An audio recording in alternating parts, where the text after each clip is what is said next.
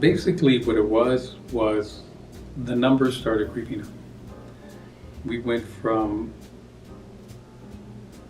1.5 to 1.75 to 2, 250, 275, 2.75, and then when it went to the threes, I started to get a little concerned.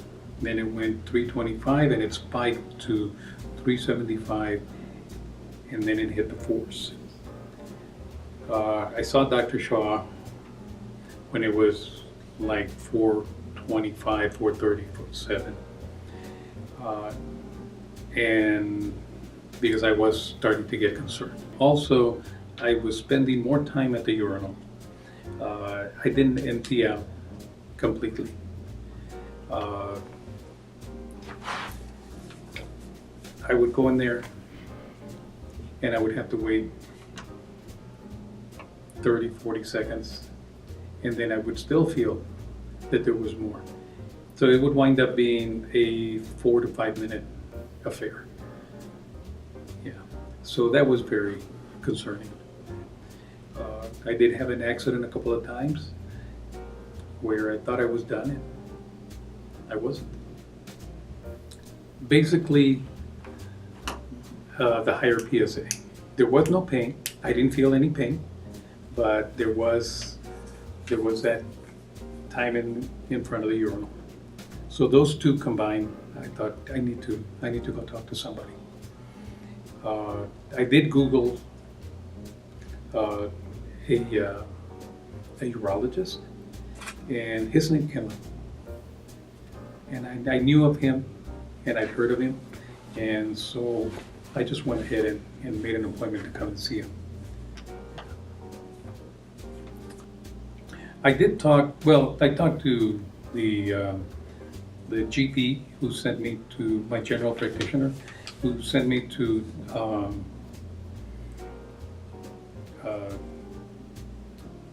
a specialist, and that's who sent me. Said you need to see a specialist, and she gave me a few names, and Dr. Shaw's name was there, but I still went ahead and Googled because I wanted to see if there was anyone else. And when his name came up real high, I just thought, okay, I'm gonna go see him. And I'm glad I did. I did see talk to some people who had prostate surgery, and they had been to Dr. Shaw. So I was happy that I made the right decision. I mean, some of these people had the whole prostate removed, or part of it removed, and then they did cryo with Dr. Shaw, and their PSA levels are very low. So that was comforting to be able to talk to people who had gone through what I had gone through.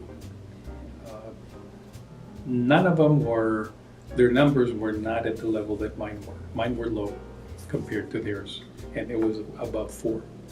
So if your numbers start creeping up, I would suggest, hey, go talk to a urologist, go talk to Dr. Shaw. The first thing we did was do a specific PSA, and that came back, and it was higher than it had been before. So then the next step was to do an MRI, see where it was specifically located. And then after the MRI, he went in there and took some bios in different locations to isolate it, so that he could get it all.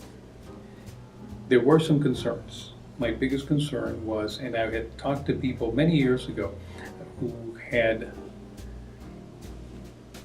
many people who had the surgery, and they had problems. Incontinence was one of the biggest ones. they were now wearing diapers. Many of them had lost the ability to perform in bed. That was a big concern. I didn't want any of that. And so Dr. Shaw and I, we talked, and my wife, we talked about it.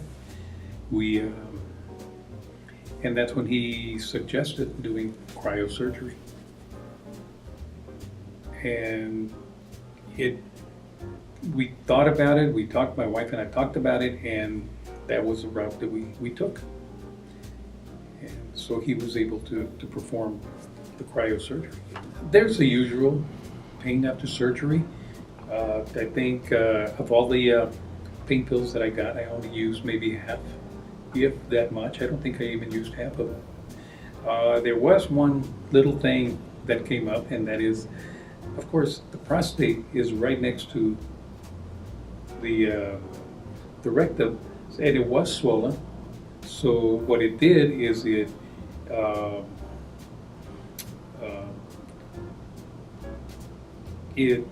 came in and invaded some of that space. So I always thought that I had to go, when I really didn't. It was that swelling. And then after a few weeks, that swelling went away. A few weeks, meaning I think it was like 2.5 weeks. The swelling went away and I was good. When you first hear about it, you think, oh my God, I'm going to lose, number one, sexual performance. Number two, incontinence. And it scares you. It scared me. I was scared about that.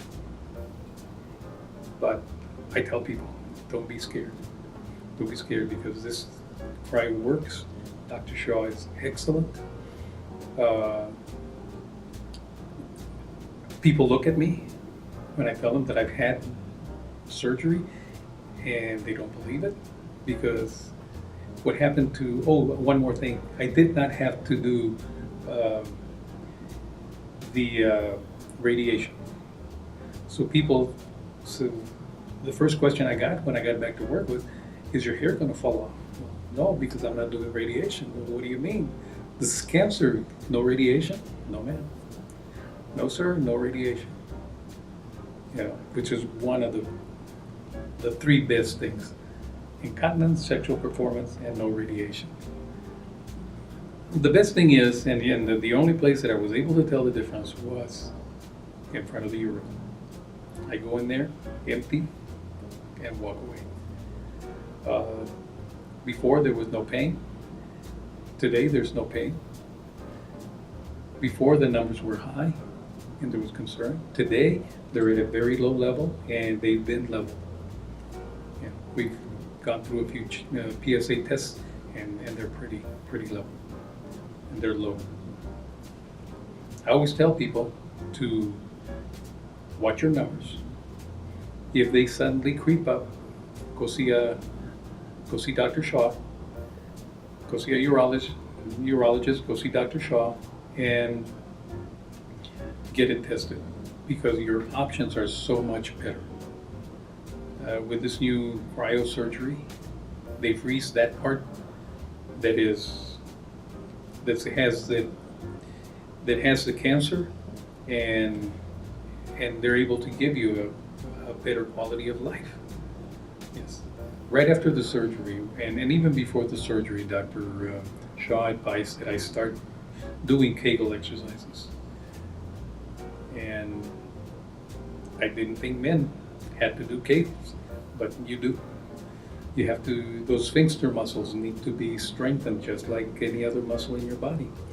And you do your Kegel exercises right after the surgery, faithfully, all the time, every time. I mean, I was doing the hardening for 10 seconds, count 1,001, 1,002 through 10, and then softening, and then do it again. That helps. It always helps, because as you get older, those muscles start to relax. And if you keep them strengthened, they will keep from leaking. One thing I would like to say is that it is a scary time in your life, especially when you hear the C word. If you go out there and Google, I would say, I'm telling you right now, Dr. Shaw, don't go beyond that. He is the best. He is good at what he does, and you will not regret it. I haven't, my wife hasn't, and I would recommend him hands down. Go see him.